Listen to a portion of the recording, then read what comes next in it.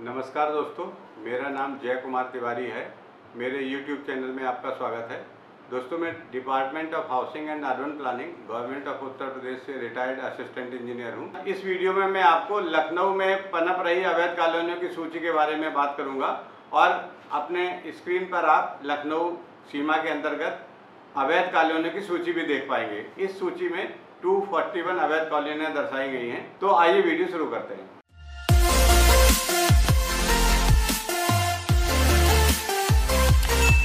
Supreme court के सामने एक मामला तेलंगाना, आंध्र प्रदेश और तमिलनाडु को लेकर दाखिल हुआ है। उस मामले पर सुप्रीम कोर्ट ने चिंता व्यक्त करते हुए कहा है, अवैध कॉलोनियों का पनपना शहरी विकास के लिए एक खतरा है और अनेक तरह की समस्याएं पैदा हो रही हैं इससे। तो दोस्तों, सुप्रीम कोर्ट ने ये चिंता व्यक्त करते हुए सभी राज्यों को अपने प्रदेशों में अवैध कॉलोनियां और न पनपने पाएं, इसके लिए एक समग्र कार्य योजना विकसित करने के लिए, तैयार करने के लिए निर्देश दिए हैं। दोस्तों, इसी क्रम में मैं आज आपको लखनऊ की अवैध कॉलोनियों की सूची आपके सामने रख रहा हूँ। दोस्तों, यद्यपि यह सूची 10 साल पुरानी है, क्योंकि लखनऊ विकास प्राधिकरण ने पिछले 10 सालों में नई कोई सूची बनाई नहीं है अवैध कॉलोनियों की, लेकिन फिर भी इस सूची में 241 अवैध कॉलोनियां हैं। यह सूची 2021 में बने गए मास्टर प्लान के अंतर्गत प्रदर्शित की गई है। अगर लखनऊ की बात करें तो यहाँ पर भी हर दिन नई अवैध कॉलोनियां विकसित हो रही हैं और जिससे शहरी विकास में शहर के अंतर्गत तरह तरह की समस्याएं पैदा हो रही हैं। इन अवैध कॉलोनियों में जो पनपने का मुख्य कारण है वो है कि जब किसी शहर की महायोजना बनाई जाती है तो उस महायोजना में जो जोनल प्लान है वो साथ साथ नहीं बनाए जाते हैं और जोनल डेवलपमेंट प्लान न बनने की वजह से महायोजना में जो भी मास्टर प्लान रोड्स हैं, जोनल प्लान रोड्स हैं, उन सड़कों का चिन्हीकरण नहीं हो पाता है और लोगों को ये पता नहीं लग पाता है कि कहाँ पर कौन सी रोड निकलने वाली है। पहला कारण ये है। दूसरा कारण ये है कि महायोजना बनाते समय पूरे विकास क्षेत्र के अंतर्गत जो भी एग्रीकल्चरल लैंड है, जो भी कृषि भूमि शामिल हो गई है, महायोजना के साथ ही उस एग्रीकल्चरल लैंड यूज को भी भविष्य के लिए एग्रीकल्चरल लैंड यूज रखने का कोई उपयोग नहीं है। उस महायोजना क्षेत्र के अंतर्गत एग्रीकल्चरल लैंड यूज में भी आवासीय या अन्य जो भी उपयोग रखना चाहे, जो टाउन एंड कंट्री प्लानिंग विभाग है राज्य सरकार के मत से, वो उपयोग कर ले, लेकिन पूर्ववत एग्रीकल्चर भूपयोग बने रहने से वहाँ पर कृषि क्रिया नहीं होती है और भविष्य में आवासीय कॉलोनियां अवैध रूप से विकसित हो जाती हैं। दूसरे कारण के रूप में अगर बात करें तो विधायक निधि से और पार्षद निधि से विभिन्न जो हमारे जनप्रतिनिधि हैं, ऐसी अवैध कॉलोनियों में भी बिल्डर से संपर्क करके या बिल्डर उनसे संपर्क करके अपनी निधि से सड़कों का निर्माण करा देते हैं। आधी अधूरी सड़कें बन जाती हैं। पार्षद अपनी निधि से बिजली के खंभे लगवा देते हैं, बिजली का कनेक्शन मिल जाता है। बिजली विभाग उन अवैध कॉलोनियों में भी बिजली के कनेक्शन घरों तक पहुंचा देता है। इससे जो वहां के मूल खरीदार हैं, जो प्लॉट खरीदते हैं अवैध कॉलोनियों में, उनको लगता है कि जब सरकारी मदद से यहाँ सड़क बन रही है, बिजली का कनेक्शन मिल रहा है, तो फिर भविष्य में भी इसका विकास हो जाएगा।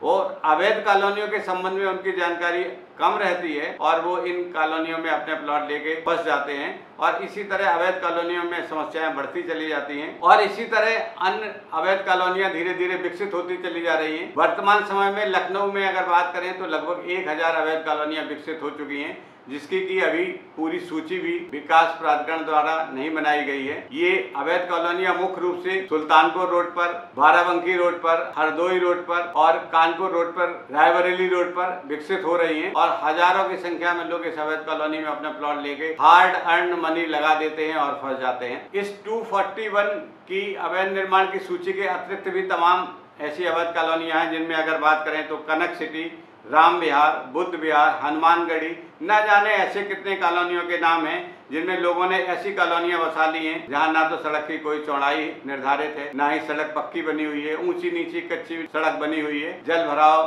की समस्या हर समय बनी रहती है। इसी तरह सरोजनी नगर के बुद्ध विहार को तो 2 लोगों ने खेतों में ही बसा दिया है, जहां ऊंचे नीचे मिट्टी के टीले ही रास्ते हैं, पानी निकलने का कोई साधन वहां उपलब्ध नहीं है। अब यहाँ के निवासी इस क्षेत्र को नगर निगम की सीमा के अंतर्गत बसे होने की बात करते हैं और नगर निगम से भी अपने विकास का बजट इस क्षेत्र में व्यय करने के लिए प्रयास करते हैं। दोस्तों, इस तरह नगर निगम अगर वहाँ विकास करता है तो इन अवैध कॉलोनियों को बढ़ावा मिलता है। लखनऊ की बात करें तो फैजुल्ला फैजुल्लागंज इसका एक सबसे बड़ा उदाहरण है। कभी सीमित आबादी वाले इस फैजुल्लागंज इलाके में पहले बहुत छोटा क्षेत्र हुआ करता था, लेकिन अवैध कॉलोनियों की बाढ़ की वजह से ये क्षेत्र इस कदर बढ़ गया है कि नगर निगम को इसमें अब 4 वार्ड बनाने पड़े हैं। कई कॉलोनियां तो ऐसी हैं जो अवैध रूप से बसी हुई हैं, जिनमें कि नगर निगम की भूमि भी शामिल है। एक हमारे व्यूअर ने एक बार फोन करके हमसे ये पूछा था कि सर, नगर निगम सीमा के अंतर्गत एक बिल्डर हमसे ये कह रहा है कि आप हमारा एक 100 गज का बना हुआ मकान ले लीजिए, मैं आपको 100 रुपए के स्टाम्प पेपर पर ही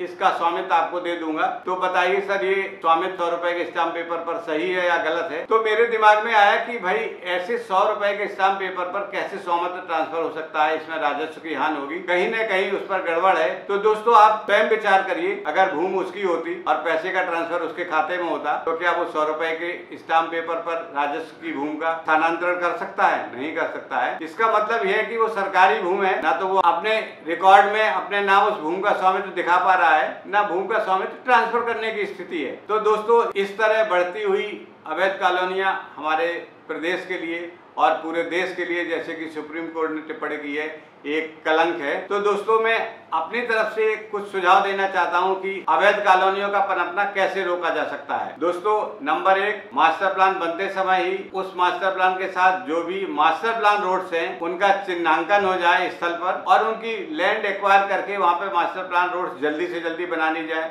ताकि लोगों को पता रहे कौन सी रोड्स हैं। शहरी क्षेत्र के अंतर्गत जब मास्टर प्लान बन जाता है तो मास्टर प्लान सीमा के अंतर्गत कोई भी एग्रीकल्चरल लैंड यूज की लैंड ना रहे, वहां पर जो भी विकास करना हो उस लैंड यूज में उसको विभाजित कर दिया जाए। ये टाउन एंड कंट्री प्लानिंग विभाग का काम है। नगर का मास्टर प्लान बनाते समय ही इसका ध्यान रखना है, और मास्टर प्लान जैसे ही गजट हो जाए उसके साथ ही, जैसे ही लागू हो जाए उसके साथ ही उस मास्टर प्लान क्षेत्र का जनरल डेवलपमेंट प्लान भी बन जाना चाहिए, ताकि लोगों को पता रहे कि कौन सी रोड कहां से निकलने वाली है, ताकि एक सुनियोजित विकास की कल्पना और प्लानिंग वहां के निवासी कर सके। नंबर 3 सुझाव ये है कि सरकार बड़े बड़े काम तो कर पा रही है, लेकिन अवैध कॉलोनियों पर नियंत्रण क्यों नहीं कर पा रही? इसके लिए क्या उसकी दृढ़ इच्छा शक्ति नहीं है या कोई और कारण है? जब इस पर विचार करेंगे तो मुझे तो ये लगता है कि सरकार की दृढ़ इच्छा शक्ति की कमी है इसमें, क्योंकि मैं अगले 2 बिंदुओं में आपको बताना चाहूंगा कि कैसे तुरंत इसको रोका जा सकता है अवैध कॉलोनियों के विकास को। दोस्तों, अगर सरकार चाहे तो अवैध कॉलोनियों में भूमि के स्थानांतरण पर राजस्व विभाग से रोक लगा दे, अर्थात कोई भी अवैध कॉलोनी में भूमि की रजिस्ट्री तभी होगी जब उस शहर के विकास प्राधिकरण से या नगर निगम से एनओसी प्राप्त कर ली जाएगी। जब उस शहर के नगर निगम और विकास प्राधिकरण से दोनों से एनओसी आ जाएगी तो उससे तय हो जाएगा कि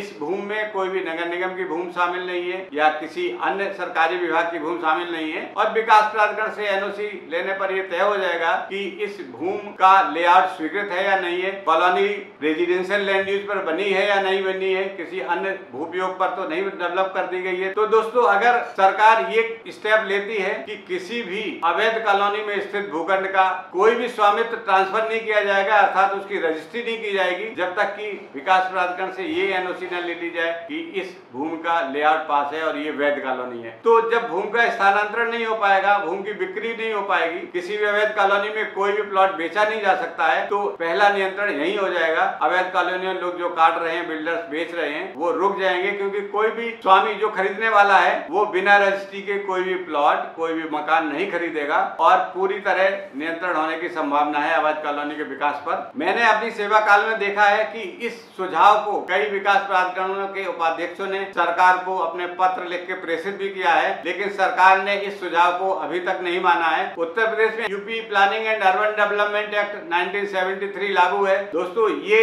एक्ट 1973 काफी पुराना हो गया है और इसको समय समय पर हालांकि अपडेट किया गया है, लेकिन आज की परिस्थितियों में ये 1973 का UP planning and urban development act पूरी तरह अवैध कॉलोनियों के नियंत्रण के लिए असफल है और इसको अपडेट करने की आवश्यकता है। और जैसे सरकार अन्य नियमों को, अन्य एक्ट्स को, नियमावली को समय समय पर संशोधित करती रहती है और उनको प्रभावी बनाए रखने के लिए अपडेट करती रहती है, इसी तरह UP planning and urban development act 1973 को भी अपडेट किए जाने की की आवश्यकता है और इसमें ऐसे प्रोविजंस किए जाएं कि किसी भी अवैध कॉलोनी में कोई भी भूमि का विक्रय ना हो सके। दोस्तों, इसी तरह बिजली विभाग किसी भी अवैध कॉलोनी के भूखंड में या भवन में अपना कनेक्शन ना दे तो बिजली का कनेक्शन नहीं होगा, तब भी लोग ऐसी अवैध कॉलोनी में भूखंड खरीदने से बचेंगे और अवैध कॉलोनी के विकास पर रोक लगाई जा सकती है। तो सरकार को ऐसे 2 कठोर कदम उठाने आवश्यक हैं। UP planning and urban development act 1973 में उनका प्रोविजन किया जाना आवश्यक है ताकि भूमि के अवैध विकास पर और अवैध विकसित की गई भूमि पर भूखंडों और भवनों के क्रय विक्रय पर रोक लगाई जा सके या उनमें बिजली के कनेक्शन दिए जाने पर पूरी तरह लगाम लगाई जा सके, तभी अवैध कॉलोनियों पर स्थायी रूप से नियंत्रण किया जा सकता है। दोस्तों, ये वीडियो यही समाप्त होता है। अगले वीडियो में किसी महत्वपूर्ण बिंदु पर फिर आपसे चर्चा करेंगे। नमस्कार।